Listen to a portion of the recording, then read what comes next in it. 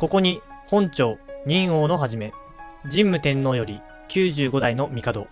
後醍醐天皇の御運にあたって、武神相模守、平高時というものあり、この時、神、君の徳に背き、下、真の霊を失う。これより、視界、大いに乱れて、一日も未だ安からず。老縁、天を隠し、芸派、地を動かすこと、今に至るまで、44年、一人として、春秋に止めることを得ず。万民、手足を置くにところなし。後醍醐天皇は、両党設立に基づいて、31歳の時に天皇の位につきました。後醍醐天皇の父である後宇田上皇は、第二王子である後醍醐天皇よりも、第一王子である後二条天皇を可愛がっており、皇位はいずれ後二条天皇の系統に継がせるつもりでした。つまり、後醍醐天皇はそれまでの中継ぎとして扱われていたのです。さて、そんな後醍醐天皇は、幕府が実権を握っている状況をよく思わず、自分で政治を行いたい、と思うようになってきます。そもそも天皇からしたら将軍は部下です。さらにこの頃は、その将軍のさらに部下である存在の北条氏が、あれこれと政治に口出しをしてきていました。なぜ北条氏が政治の実権を握っているんだ。そんな気持ちがあったんでしょう。こうして後醍醐天皇は側近を集めて幕府打倒の計画を立て始めます。その密談に呼ばれていたのが日野助朝、日野利元たちでした。こっそり討幕を計画していた後醍醐天皇は幕府に不満を持つ武士たちを味方にしようとします。こうして日野利元は山伏に変装して各地を回り、反幕府派の武士とつながりを持ち始め、京都に残った日野助朝は宴会や勉強会を開くようになります。しかし宴会や勉強会というのはカモフラージュで、実際はそこに集まった貴族たちを幕府打倒の計画に引き込もうとしていたんです。当の本人後醍醐天皇はというと、自分の子供の中でも特に賢い森吉親王を天台座主、例えて言うなら仏教のトップの存在とします。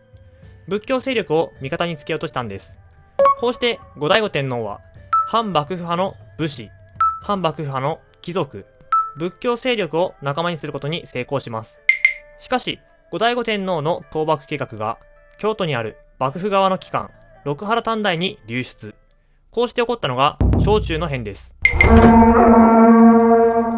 醍醐天皇に討幕の動きがあると知った六原短大は兵を集めて挙兵します。兵は討幕に関わっていた多治見国長と時頼貞の館を襲撃。彼らは奮戦しますが、六原の大軍には勝てず自陣します。この小中の変で日野助朝、日野利元も捕まってしまい、鎌倉へと送られるんですが、その判決は助朝は佐渡島に流罪、利元は無罪とするという寛大なものでした。後醍醐天皇の最初の討幕計画はこうして失敗しました。さて、討幕疑惑を追及されることがなかった後醍醐天皇ですが、この頃後継者が生まれますようにと熱心に祈祷し始めます。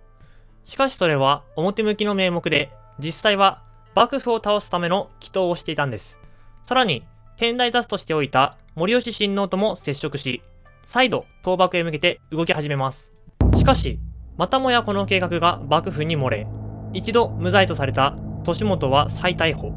鎌倉へ送られて首を切られます。さらに佐渡島に流されていた助朝も斬首刑。これを知った後醍醐天皇が、次は自分の番だと感じるのは自然なことでしょう。身の危険を感じた後醍醐天皇は三種の神器を携えて笠木山へと移動し、討幕の兵を挙げるんです。こうして周辺の武士は後醍醐天皇の挙兵に応じます。その中の一人が有名な楠木正成です。この楠木正成は後醍醐天皇に呼ばれて笠木山へと行き、幕府を倒すことができると思うかと質問されます。この質問に対して楠木正成は、知恵と策略を巡らせれば幕府の大軍をしのぐことができる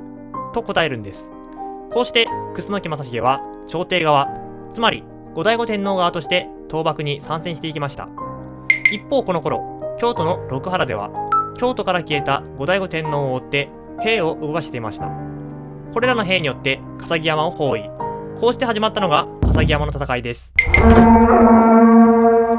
しかし笠木山は天然の要塞です。そう簡単には落ちません。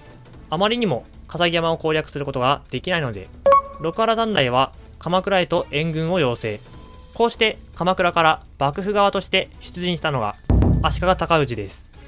しかし、この幕府本体が京都へと向かっている間に、夜討ちが成功して笠木山は陥落するんです。これによって後醍醐天皇は捕まってしまいます。さて、ここで忘れてはいけないのが、鎌倉から上洛している幕府軍です。彼らが到着前に笠木山の戦いが終わってしまい、何のためにここまでやってきたのかがわからなくなってしまいました。ということで、せっかくここまで来たのならと、楠木正成が立てこもる赤坂城を攻めることにしました。赤坂城の戦いです。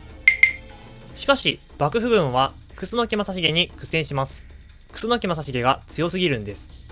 幕府側が戦術を変えて攻め込もうとすると、楠木正成も戦術を変えて返り討ちにし、城から石や大木を投げたり、時には熱湯を浴びせたりと、当時の幕府側の兵には予想できないような戦い方で翻弄していきます。こうして楠木正成は少ない軍勢で約1ヶ月間戦い続けるんですが、兵糧が尽きてしまい赤坂城を捨てます。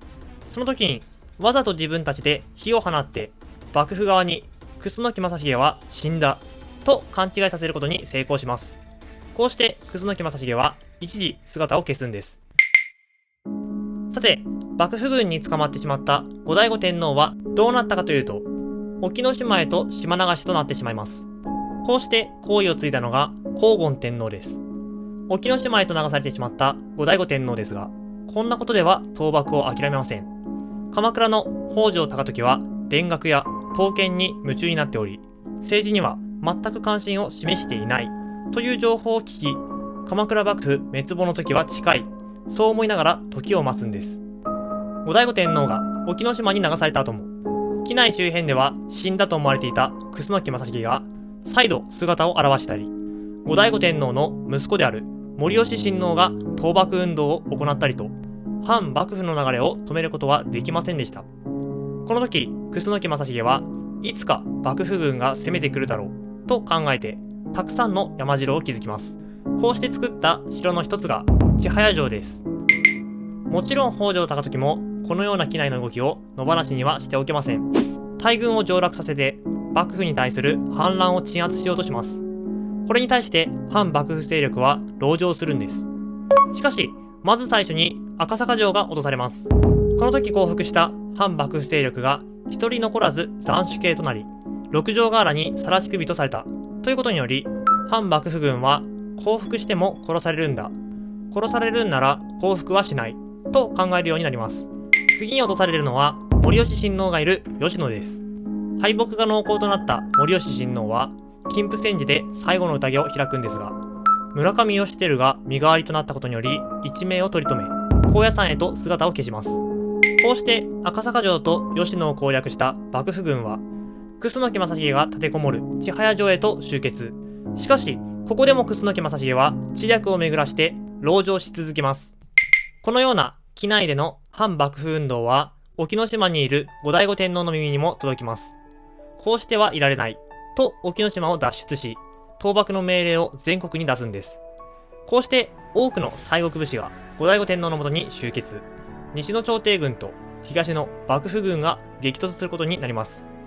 この時、足利尊氏はまたも戦いに送られます。彼は鎌倉を出発した後に京都へと到着。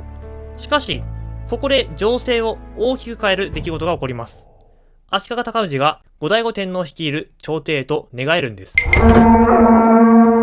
こうして足利尊氏は軍勢を増やしながら京都へと進軍。京都に置かれていた幕府の機関、六原短大を攻め滅ぼします。当時、六原にいた幕府の勢力は、光厳天皇を引き連れて関東へと落ち延びようとするんですが、朝廷方によって囲まれてしまい自陣。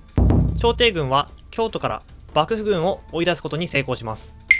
その後、反幕府の動きは東国でも巻き起こり、新田義貞によって幕府軍はじりじりと追い詰められていきます。ついには新田義貞が稲村ヶ崎から鎌倉へと侵入。北条高時は東照寺へと逃れていき抵抗するんですが、幕府側の名だたる武将が次々と討ち取られていき敗北を悟ります。こうして北条氏一族一門の人々は東照寺で自尽、鎌倉幕府は滅亡し、建武の申請が開始されるんです。最後まで見てくれてありがとうございます。このチャンネルでは日本史に出てくる場所を実際に歩いて学んだ情報を撮ってきた映像や写真を使って紹介しています。興味のある方はぜひチャンネル登録お願いします。